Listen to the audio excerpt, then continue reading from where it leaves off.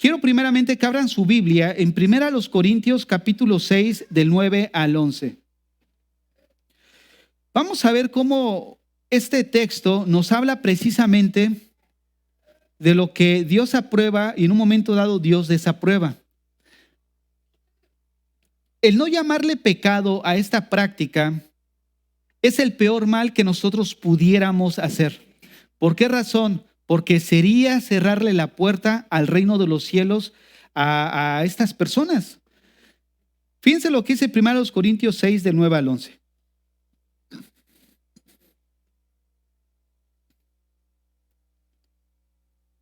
¿No sabéis que los injustos no heredarán el reino de Dios? Ahora, aquí la pregunta es, habla de un grupo de personas que entran en la categoría de injustos y dice que ellos no van a heredar el reino de Dios. La pregunta es, bueno, ¿quiénes son esos injustos? Y nos da una lista de actividades que precisamente llevan a cabo estos injustos. Vean lo que dice el versículo 9. No erréis, o sea, no te equivoques, ni los fornicarios. ¿Quién es el que fornica? Bueno, puede ser también un heterosexual, ¿no es cierto? O sea, que esto no es propio de un homosexual, ni de un transvesti, ni nada de eso. O sea, no es propio de eso. También los heterosexuales también tienen tendencias pecaminosas. Ahora dice ahí, no erréis ni los fornicarios, ni los idólatras, ni los adúlteros, ni los afeminados, ni los que se echan con varones, ni los ladrones, ni los avaros, ni los borrachos, ni los maldicientes, ni los estafadores heredarán el reino de Dios. Vean nada más la lista, y esta es una lista, no es extensiva, pero es concisa. Miren, este es el problema que genera el que nosotros tengamos cuidado qué es lo que estamos escuchando y a quién estamos escuchando. Porque la situación aquí es de que nosotros pudiéramos decir, bueno, pues la persona que yo estoy escuchando no dice nada malo en sí mismo. Porque ustedes pueden ver que hay muchas iglesias que se aprecian de ser cristianas y tienen mega iglesias, son pastores reconocidos supuestamente, pero que uno puede escuchar y a la larga puede decir, bueno, pero no está diciendo nada de malo. Y el asunto, como decíamos el viernes, es que el enemigo o el diablo no se te va a presentar con cuernos y con trinche, se te va a presentar como ángel de luz, así como se le presentó a Eva.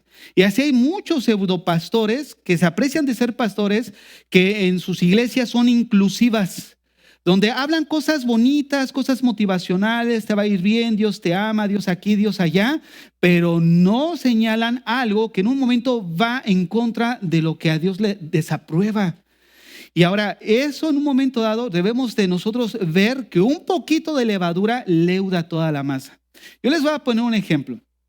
Al final generalmente se tiende el hecho de, como hoy hay un cafecito atrás, hay un pancito, los que se quieran quedar pueden pasar a convivir un poco, pero se imaginan que yo les dijera, hermanos, nada más les quiero decir algo, que el 90% del agua con el que se preparó el café es pura y el 10% pues es del caño. Ahora la pregunta es, ¿quién se lo va a ir a tomar?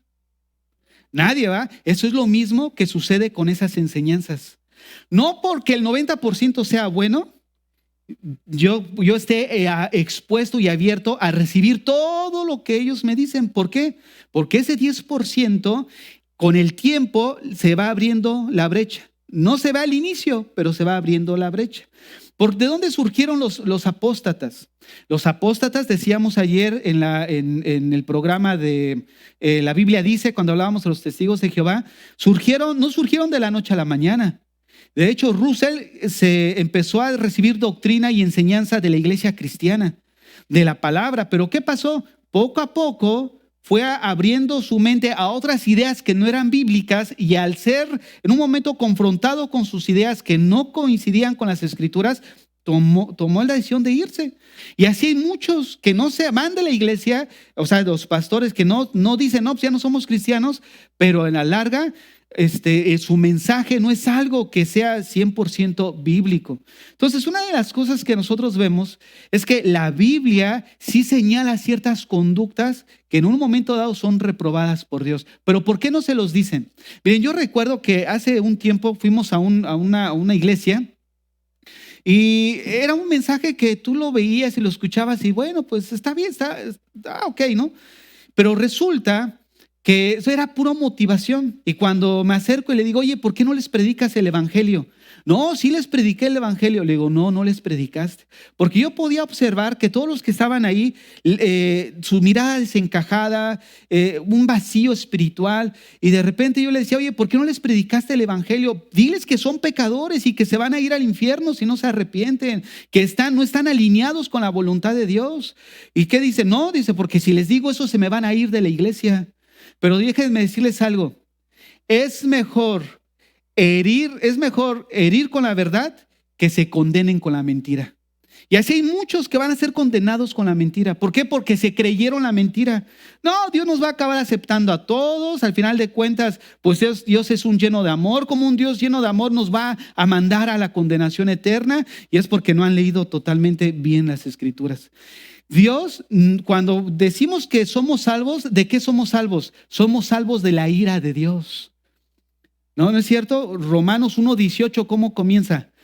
Dice, vamos a leer, fíjense, para que no digan que estamos aquí inventando textos. Romanos 1:18. Nada más vamos a ver este texto porque ya lo vimos en otras enseñanzas anteriores. Porque la ira de Dios se revela desde el cielo contra toda impiedad e injusticia de los hombres que detienen con injusticia la verdad. Fíjense nada más, la ira de Dios se revela desde el cielo.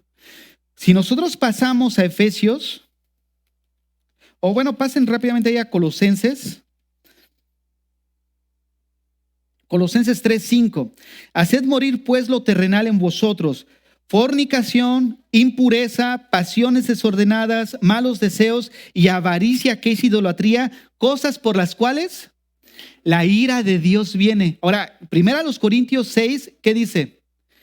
¿No sabéis que los injustos no heredarán el reino de Dios? Esos injustos que no van a heredar el reino de Dios, ¿qué es lo que va a venir sobre sus vidas? La ira de Dios. Y la Biblia habla más de muchos textos acerca de la ira de Dios. Textos que ya estudiamos anteriormente, que no quiero volver a mencionar para no ser repetitivo, pero habla constantemente de la ira de Dios. Ahora, vean lo que dice ahí el verso 11 de 1 Corintios 6. 1 Corintios 6, verso 11. Esta es la esperanza, que en un momento dado nosotros la abrazamos y que la tiene todo el mundo. Y esto erais algunos. Miren, la iglesia local como la iglesia en general estaba llena o está llena de personas que nosotros mismos practicábamos estas cosas que de alguna manera nos destituían de la gloria de Dios. Dentro de la iglesia había fornicarios, idólatras, adúlteros, afeminados, que se echaban con varones, ladrones, ávaros, borrachos, maldicientes, estafadores. La iglesia está llena de puros ex. ¿Qué implica esto? Que tanto las personas que cometen todo este tipo de pecados como el homosexual, el de ideología de género, puede ser lavado. Y esa es la esperanza que predicamos en el evangelio. No es señalar para condenar, es mostrar que hay solución para ese corazón vacío. Puede ser lavado, puede ser santificado y puede ser justificado. Vean lo que dice el verso 11 de 1 Corintios 6. Y esto erais algunos, mas ya habéis sido lavados, ya habéis sido santificados, ya habéis sido justificados en el nombre del Señor Jesús y por el Espíritu de nuestro Dios. En pocas palabras, una persona que de un momento dado abraza o abrazó esto de la diversidad de género es redimible. Y esa es la esperanza. Pero no solamente ellos son redimibles, también el fornicario es redimible, también los ladrones, también los borrachos, porque la lista es larga. Y mira, ya dijimos y lo hemos dicho constantemente que el ser borracho no es una enfermedad. El ser borracho o la borrachera es un pecado. Y algunos de nosotros éramos así, ¿no? Y bueno, yo levanto la mano primero, porque estábamos enviciados en esta situación. Pero lo que nos dice el texto y la promesa es que somos redimibles. Fuimos redimibles algunos que ya nos hemos arrepentido, pero hay otros que están afuera o que pudieran incluso estar aquí, que no se han puesto a cuentas con Dios, que pueden ser redimibles. ¿Qué quiere decir eso? Que tu pecado puede ser limpiado esta mañana. Fíjate qué increíble. Ahora quiero que veamos en este texto, en el verso capítulo 9, en el verso 9 hay una palabra que dice afeminados. ¿Qué dice la Biblia acerca de algunos comportamientos de diversidad sexual que vemos en la actualidad? Vamos a comenzar con lo que la Biblia menciona del homosexualismo. Miren, la palabra afeminado viene del griego malakos y se refiere a ser suave, a ser delicado. Esta palabra llegó a significar femenino. Entonces, esta palabra se refiere a un hombre que actúa como una mujer, femenino, suave. Pero también es una palabra que se utiliza para referirse a las personas pasivas dentro de las relaciones homosexuales. O sea, es la persona que adopta la función femenina en una relación homosexual. A eso hace referencia esta palabra afeminado. Pero también en el mismo texto menciona los que se echan con varones. Este término se refiere a la homosexualidad, al sodomita. Pero este término también se va relacionado en la relación homosexual, pero al homosexual activo. Entonces, nosotros podemos ver cómo Pablo en este texto habla de una relación homosexual, tanto el que es activo como que es pasivo, o sea, afeminado en la relación. ¿Y qué es lo que la Biblia dice? Que no heredarán el reino de los cielos. Tampoco los borrachos estamos, yo quiero recalcar que no estamos enfocando solamente una conducta, que estamos hablando de ella por el contexto social en el que nos encontramos. Nos quieren vender una mentira, hermanos. Y nosotros entendemos eso. No es de cuestión de decir algo que ustedes no conozcan, pero sí quiero enfocar cómo la Biblia menciona, y ese ya es mi terreno, acerca de estas conductas, que de alguna manera son reprobadas delante de Dios, pero que la sociedad quiere vendernos la idea que no está mal. Al contrario, si tu hijo quiere conducirse por el camino recto, pues hay que castigar al padre. Fíjate nada más, qué increíble.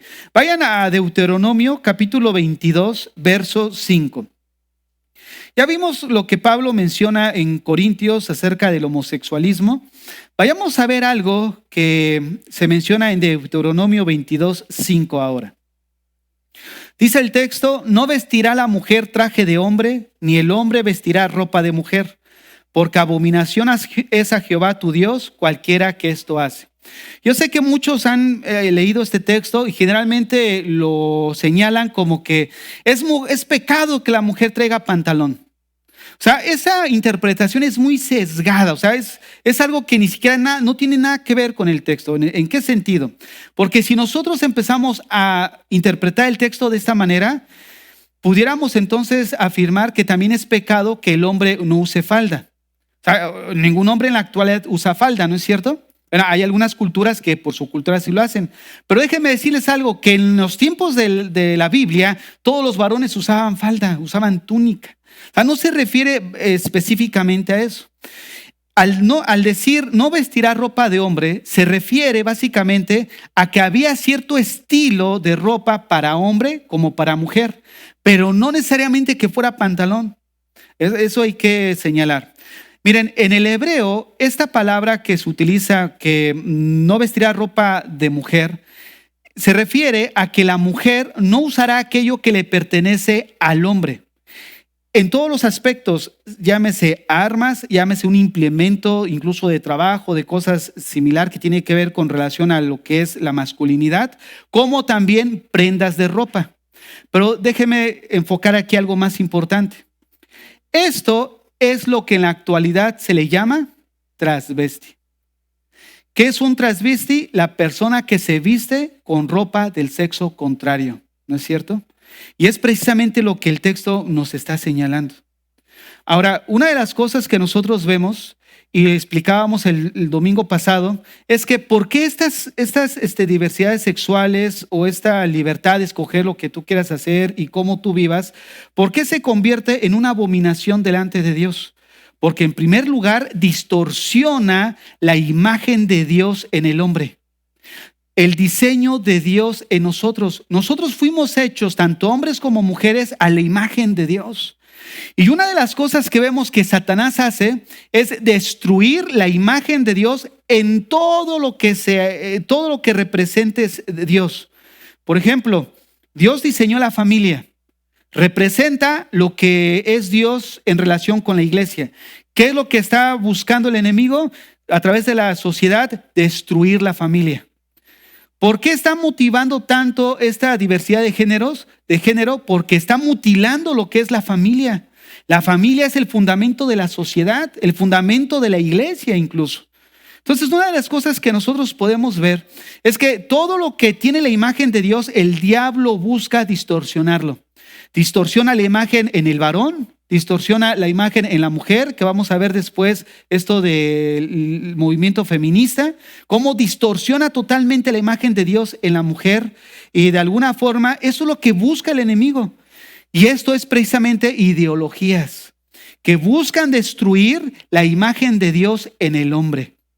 Y una de las cosas que también nosotros podemos ver, que esta diversidad sexual que ahora vemos a nuestro alrededor, no es algo propio de nuestra época. Ya ha existido muchos años atrás, desde el inicio de la humanidad. Miren, bueno, después de la caída, obviamente. Siempre han existido estas distorsiones hablando sexualmente. Vayan a Deuteronomio capítulo 23, verso 1. Ya vimos en 1 Corintios cómo Pablo hace mención de lo que es el homosexualismo. Ya vimos en Deuteronomio 22:5 cómo hace mención del transvesti, donde dice: no vestirá la mujer traje de hombre, ni el hombre vestirá ropa de mujer. ¿Qué es un transvesti? Vuelvo a repetir: la persona que de alguna manera no está de acuerdo con su sexo asignado, y de alguna forma se identifica con el otro género y pues hace cambio se viste como lo que él desea. Pero vayamos a Deuteronomio 23:1. No entrará en la congregación de Jehová el que tenga mayugado los testículos o amputado su miembro viril. ¿Qué está hablando aquí el Señor? Miren, en los tiempos antiguos existían los eunucos, los que en pocas palabras eran castrados. Personas que de alguna manera nacían con una deformación genética como en la actualidad, pero también había otro sentido en el que eran castrados. Generalmente eran castrados aquellas personas que servían en un momento dado o eran encargadas del harén de un rey. O sea, ya saben que los reyes tenían ahí sus princesas, sus mujeres, y de alguna manera los que las cuidaban los castraban para que no anduviera ahí metiéndose con lo que era del rey. Entonces ellos eran castrados, pero también muchos eran castrados como una parte de un rito de lo que es la idolatría. Pero quiero que aquí enfoquemos algo. En este texto encontramos a alguien que ha pedido que se le haga esto. Vamos a volver a leer el texto. No entrará en la congregación de Jehová el que tenga mayugado los testículos o amputado su miembro viril. O sea, en pocas palabras, aquí lo que estamos viendo es una operación quirúrgica con la intención de quitar la masculinidad de esa persona. Ahora, quiero aquí remarcar algo. Esta acción en la actualidad, ¿quiénes la realizan? Los transexuales. Aquellos que de alguna manera llega el momento donde hay una disforia de género y llega al punto donde ya no se conforman con cierta apariencia, sino quieren un cambio total y radical. Ahora, una de las cosas que debemos nosotros de considerar, hermanos, en todo esto, es que Dios no inventa pecados. O sea, si en el Antiguo Testamento Dios empezó en un momento dado a prohibir estas prácticas, es porque estas prácticas que vemos ahorita no eran cosas nuevas, eran cosas que ya existían desde la especie humana, desde que fue creada y cuando vino el pecado. Cuando nosotros vemos en Génesis 1, en los primeros capítulos, sobre todo en los primeros días en el que fue creado el mundo, y antes de que cayera Adán y Eva en pecado, pues funcionaban las cosas bien. Pero viene el pecado, entra a la humanidad y no pasa mucho cuando encontramos Génesis 6, donde dice que todo hombre había corrompido su camino. ¿Y qué produjo esa manera corrupta de vivir? La ira de Dios. Lo que leímos en Colosenses y en primera a los Corintios capítulo 6 que estamos leyendo. Todos los que practiquen estas situaciones no heredarán el reino de Dios. Y ¿qué dice Colosenses? La ira de Dios viene sobre ellos. Ejemplos bíblicos están ilustrados desde el Antiguo Testamento. Tú vas a Génesis 6, cuando el hombre se corrompe delante de Dios. ¿Y qué vino? El diluvio. Una prueba de la ira de Dios. El hombre, vemos que Sodoma y Gomorra no se quiere arrepentir. ¿Qué viene? El juicio. La ciudad de Nínive, una ciudad que estaba corrompida también. Viene el mensaje de Jonás. ¿Por qué? Porque la ira de Dios también iba a ir sobre Nínive. El viernes estudiábamos donde Dios, Jesucristo, de alguna manera comienza a dar sus primeras palabras de juicio. Ay de ti, Corazín, ay de ti, Betsaida.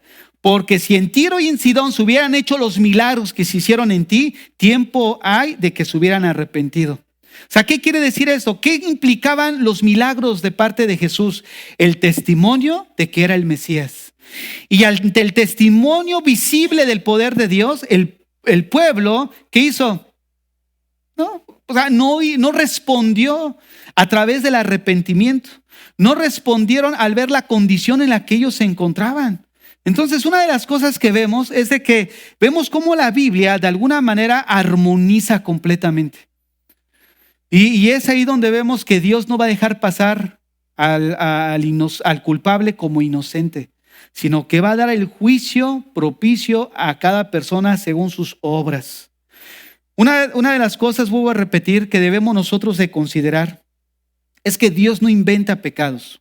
Y si Dios lo empezó a señalar desde el Antiguo Testamento es porque eran prácticas ya muy comunes. Si vemos en Levítico 18:22, el texto también es muy claro. No te echarás con varón como con mujer, es abominación. Vamos a leer este mismo texto en la Nueva Traducción Viviente. Levítico 18:22.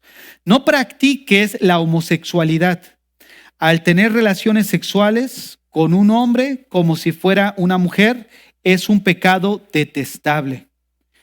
Levítico 18:26. Guardad pues vosotros mis estatutos y mis ordenanzas. No hagáis ninguna de estas abominaciones. Levítico 20:13. Si alguno se ayuntare con varón como con mujer, abominación hicieron. Ambos han de ser muertos. Sobre de ellos será su sangre. Y ya no mencionar lo que es bestialismo, porque también lo menciona en Levítico. Cualquiera que se ayuntare con un animal, también ha de ser cortado. ¿Sabían cómo estas prácticas ya se veían desde el Antiguo Testamento? O sea, este es el fruto de la naturaleza caída. Déjenme decirles algo. El heterosexual, el homosexual, el transexual y el travesti son redimibles. Porque nosotros no podemos decir, es que solo es el homosexual. Sí, y tú como heterosexual, no andas ahí como que una canita al aire, pues no hace mal. Fíjate, estamos hablando de que una persona que en un momento dado es homosexual siente atracción por una persona del mismo sexo. Ahora, quiero que vean esta ilustración. Un heterosexual que está casado con su esposa, y viceversa, ¿no? Una mujer que está casada con su esposo, ¿por qué se va y se mete con otra persona? Porque siente atracción por esa persona, aún cuando sea del sexo opuesto. El asunto es atracción. Y cuando dice esa atracción es porque hubo un deseo. Y si hubo un deseo es porque es una decisión. El homosexualismo, ¿qué es? Una decisión, una conducta aprendida, porque el Señor no nos lo dio en el Antiguo Testamento. Y si es una decisión, entonces ¿en qué se convierte? somos responsables de la decisión que nosotros tomamos en ese momento. ¿Cómo puede una persona ser redimible en este aspecto? ¿Cómo una persona que lucha en su interior con este deseo de tener relaciones con una persona de su mismo sexo o bisexual, cómo puede luchar con esto? Como lo hace el heterosexual. ¿Cuántos de nosotros, siendo honestos, que somos cristianos, no sigues teniendo atracción por otra persona que no es tu mujer? Si dices que no, es porque entonces ya se pone crítica el asunto. Entonces, ¿cómo está la situación? Ahora miren, yo les voy a decir algo. ¿Qué sucede cuando hay un deseo por tomar lo que no es tuyo? Porque la Biblia habla una serie de conductas. El ratero, el que hace esto, el borracho. O sea, hay una atracción. ¿Cómo lucha el heterosexual? O sea, hay una lucha interna, ¿no? Bien, vayamos a Mateo. Mateo capítulo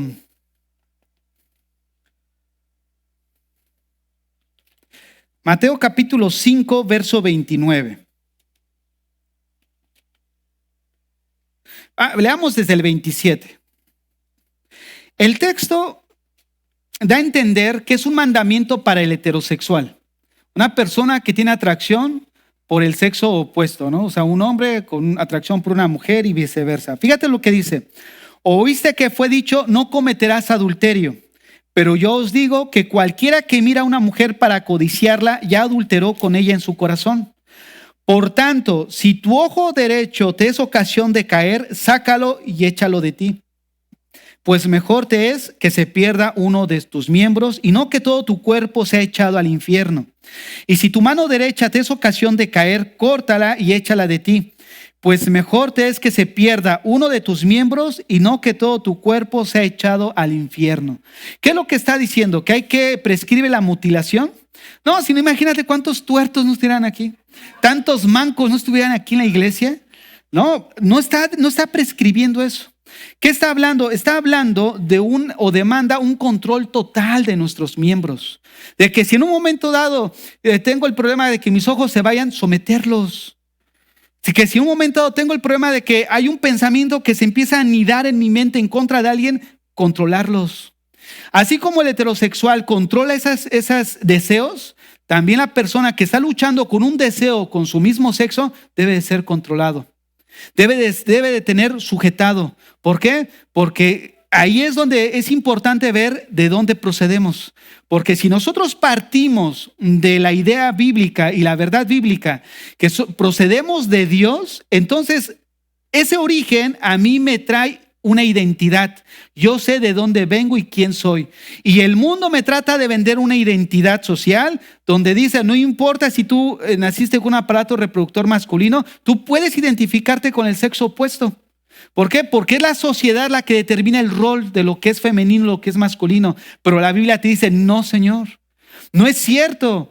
En la Biblia no vemos esa discrepancia, no vemos esa situación distinta entre sexo asignado y género. O sea, viene una relación, hay una relación entre ellos. Entonces, ¿cómo poder en un momento dado luchar en contra de esa situación como luchamos normalmente los heterosexuales?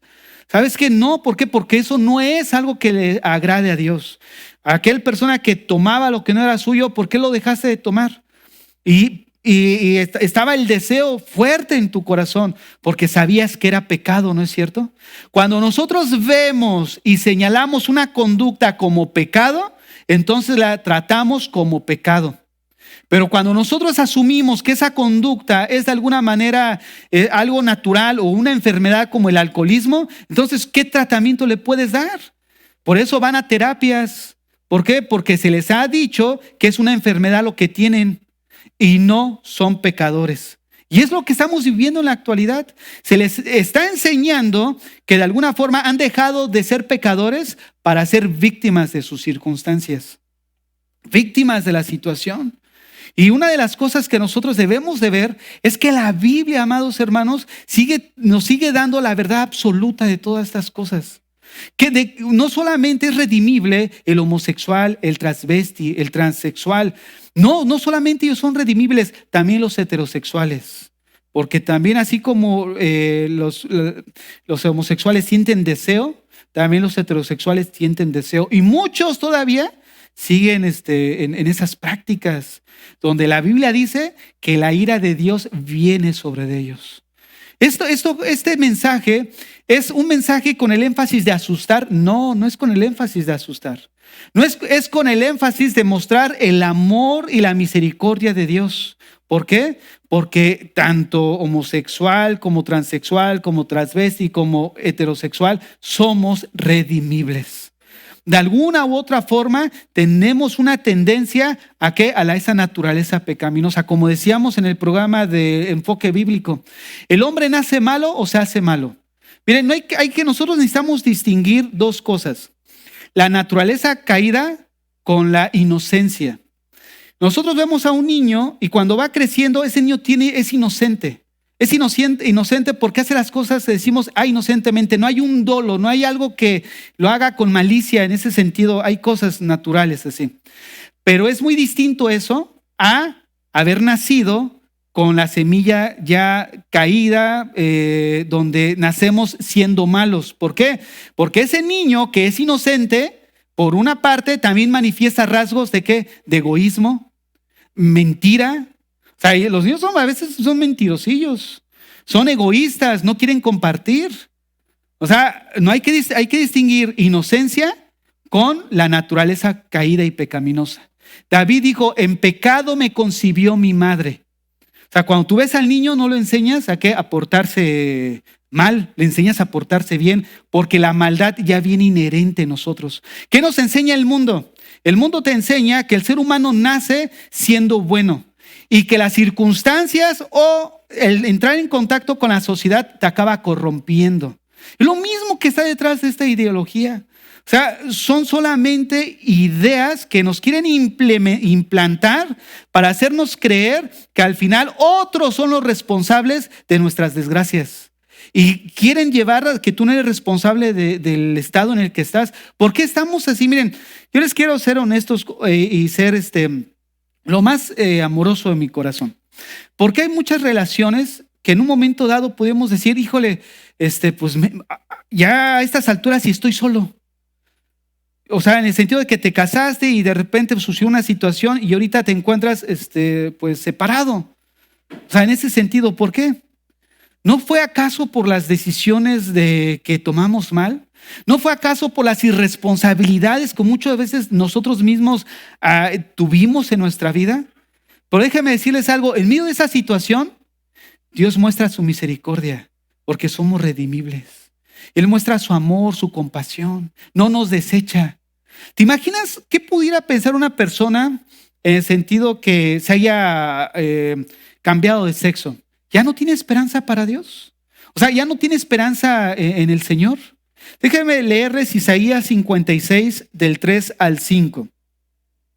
Isaías 56, del 3 al 5. Y el extranjero que siga a Jehová no hable diciendo, me apartará totalmente Jehová de su pueblo. Ni diga el eunuco, o sea, la persona que fue castrada o que pidió que se le quitara su órgano reproductor. Ni diga el eunuco, he aquí, yo soy árbol seco, porque así dijo Jehová. A los eunucos que guarden mis días de reposo y escojan lo que yo quiero y abracen mi pacto, yo les daré lugar en mi casa y dentro de mis muros. Y nombre mejor que el de hijos e hijas, nombre perpetuo les daré que nunca perecerán. O sea, ¿qué es lo que vemos? Dios les da esperanza. ¿No? Aquellos que en un momento dado ya llegaron al punto donde hicieron un cambio de sexo total, tienen todavía esperanza en el Señor. ¿Cuál es la esperanza? Vuélvanse. Dice el texto, que guarden mis días de reposo, escojan lo que yo quiero y abracen mi pacto. ¿Qué quiere decir todo eso? Recordemos, el viernes yo estaba hablando del día de reposo. El día de reposo era muy querido por los fariseos porque fue algo que se selló un pacto entre Dios y el pueblo de Israel.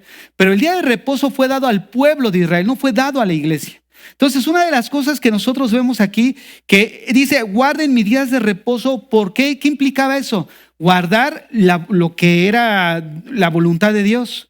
Nosotros dijimos que el día de reposo no era para estar ahí acostados en la cama, girando de un lugar a otro, viendo cómo vuelan las mariposas en este invierno tan hermoso. O sea, no se refiere a eso.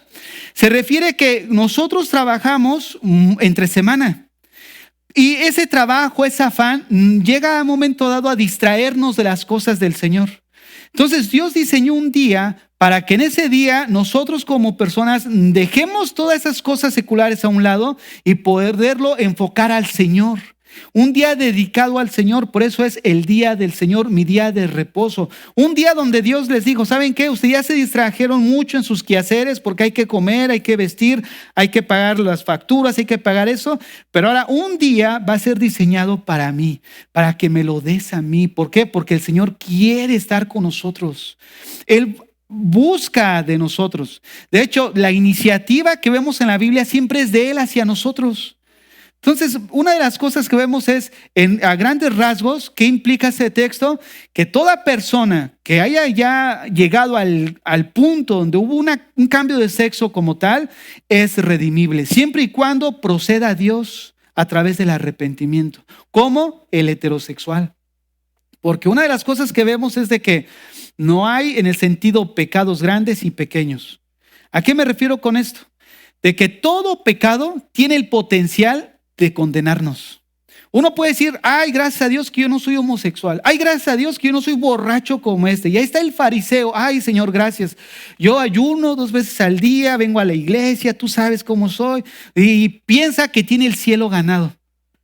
Pero su legalismo, su falsa piedad lo va a llevar a la condenación.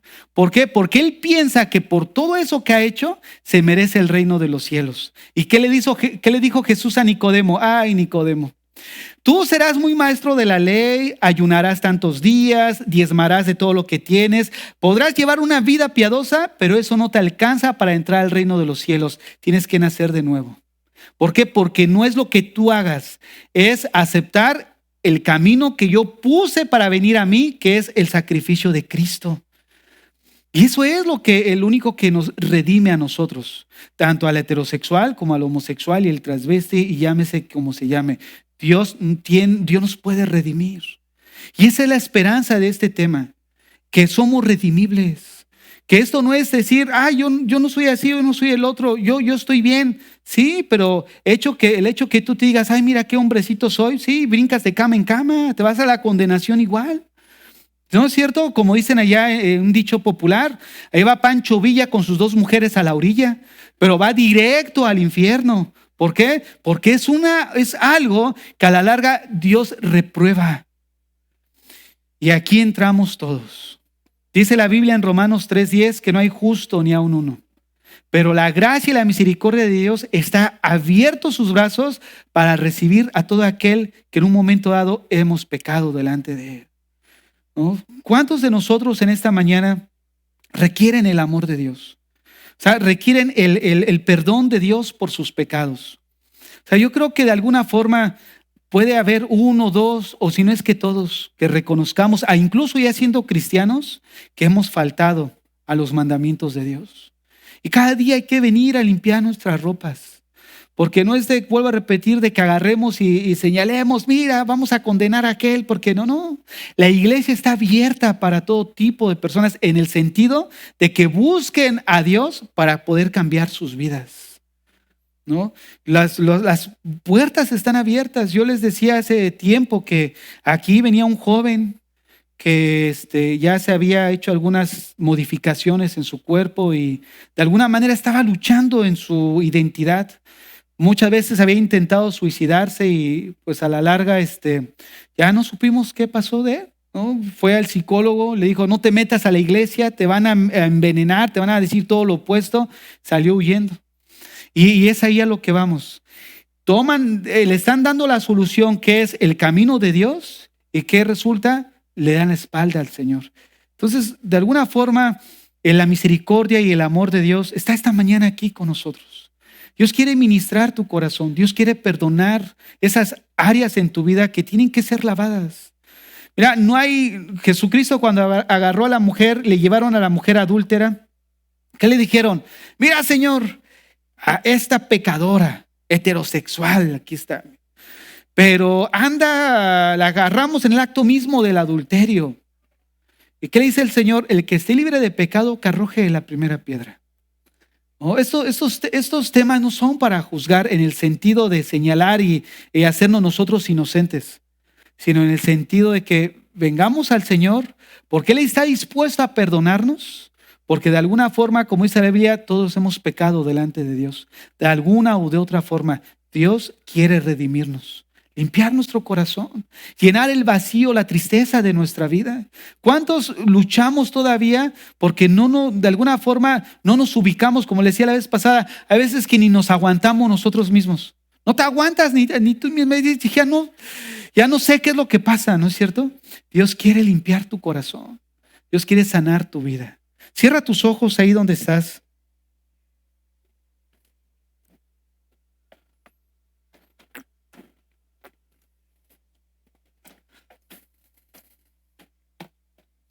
Así con tus ojos cerrados en esta mañana.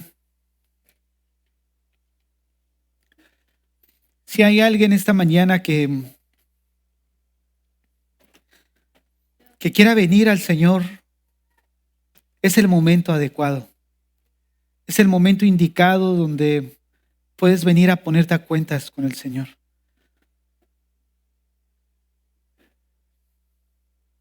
La Biblia enseña que efectivamente Dios ama, pero también la Biblia enseña que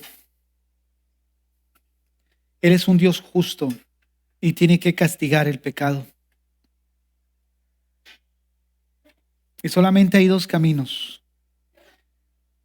Aceptas al Señor como en tu vida, reconoces que Jesucristo murió y pagó por ti en tu lugar, o el otro camino es recibir tú mismo la ira de Dios sobre tu vida. Porque lo que Jesucristo recibió en la cruz fue la ira de Dios en Él. Recibió toda la ira, todo el castigo de un Dios justo, y ese sacrificio demostró que Dios es justo, pero que también Dios es un Dios lleno de amor, porque no nos dejó sin la solución a nuestro pecado. El pecado sexual es uno de los más practicados dentro de la especie humana y ahora es uno de los más promovidos. Buscan cauterizar la conciencia. ¿No te gustaría en esta mañana ponerte a cuentas con el Señor? Si estás luchando en tu interior con algo de lo que mencionamos, ¿no te gustaría ir sentado en tu lugar decirle, Señor, ayúdame? Señor, tú sabes los problemas, tú sabes cómo me encuentro, tú sabes las luchas internas, tú sabes que en un momento dado siento el deseo y en el momento disfruto, pero después termino tan vacío, tan sucio, me siento tan mal. Señor, ayúdame. Así como el adúltero que es heterosexual, en el momento puede disfrutar, pero después viene el vacío. Viene la sensación de sentirse sucio, de sentirse mal. ¿No te gustaría que el Señor limpiara tu vida el día de hoy? No te voy a pedir que te pongas de pie, no te voy a pedir que levantes la mano, pero sí te voy a pedir que ahí en tu corazón tú le digas, Señor, perdóname, ayúdame, Señor. El día de hoy he escuchado que soy redimible, que puedo ser limpiado, lavado, que hay cosas con las que yo he crecido y que probablemente he aceptado como una verdad. Pero no es verdad esto, Señor, porque si fuera verdad, sentiría placer, deseo, sentiría esa plenitud en mi vida, alegría, y sin embargo, me siento tan vacío, me siento tan vulnerable, Señor, con deseos de suicidarme. Pero en esta mañana levanto mi corazón delante de ti. Te pido que me ayudes, Señor. Ayúdame. Si tienes problemas con el alcohol, si tienes problemas con otro pecado que mencionamos, ponte a cuentas con Dios. ¿Estás cansado de ser como eres, de llevar la vida que llevas, de no someterte al yugo del Señor? Jesucristo lo dijo muy claramente: vengan a mí los que están cargados y cansados, y yo os haré descansar. Llevad mi yugo sobre vosotros, porque ligera es mi carga. ¿No quieres venir esta mañana a someter tus ideas, tus pensamientos a los pensamientos de Dios? ¿No quieres humillar tus pensamientos y tu corazón al Señor esta mañana? Decirle: Señor, perdóname. Limpia mis manos, limpia mis vestiduras, limpia mi corazón, limpia mis pensamientos, Señor. Ayúdame. En esta mañana me arrepiento de todo pecado que he cometido. Te pido que me perdones. Te pido que me enseñes, Señor, cuál es tu voluntad. Quiero andar en tu voluntad. Quiero caminar en tu voluntad. Quiero vivir para ti, entregarme a ti, Señor. Dedicarme a ti, oh Dios. Esta mañana te entrego mi vida, te entrego mi corazón y te pido que me ayudes, Señor. En el nombre de Jesús, amén y amén. Ahí en su lugar, hermanos que están sentados, si hay alguno que de alguna manera desea algún tipo de ayuda, cualquier índole, estamos para servirles. En la iglesia se da lo que es consejería bíblica, un seguimiento. No importa cuál es la situación, el Señor nos da instrucción en las Escrituras y pues no se está solo. Realmente hay un acompañamiento que es el Señor y Él desea trabajar en tu vida. Ahora les quiero pasar ese dato. Si alguien está interesado, se puede comunicar conmigo y empezar a trabajar juntos. Que Dios les bendiga, hermanos. A ti que lo sabes todo de mí, nada quiero ocultarte, eres todo para mí. Hoy quiero rendirte todo mi vivir, endereza mi camino delante de ti.